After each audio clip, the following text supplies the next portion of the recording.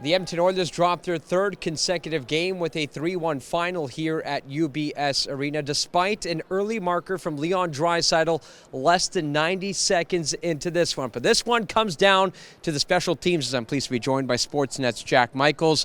4 power play opportunities for both clubs. The difference? The Islanders cashed in twice. Well, and the shorthanded goal. I mean, the Islanders get 3 goals on special teams. Edmonton scores the only 5-on-5 goal of the game.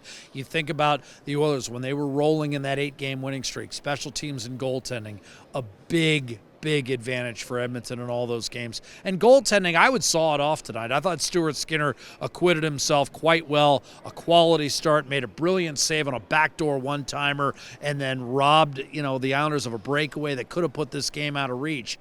But you look at the special teams, and now all of a sudden, in the 3 straight losses, 1 power play goal against Tampa, 1 power play goal against Florida, and 2 more tonight, plus the backbreaker, the shorthanded goal. Tony, you rarely win when you give up a shorthanded goal. You almost never win when you give up a shorthanded goal and fail to convert a 5-on-3. And Jack, they often say your best penalty killer has to be your netminder, and that was exactly the case for the New York Islanders. Ilya Sorokin turns aside 30 of 31 tonight. Well, it's a tired story. He stopped 30 of 31. He also stopped 30 in a row. Yeah. Draisaitl scores on the first shot of the game, and Edmonton seemed to be off and running.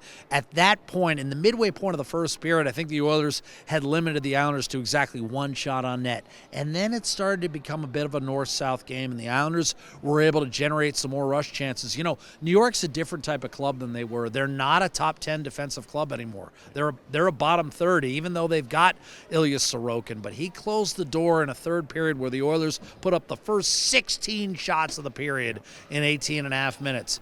They pushed, but when you're chasing, sometimes you don't get the extra goal, and sometimes you really don't get it when you're dealing with a guy like Sorokin, who was second in the Vezina voting last year.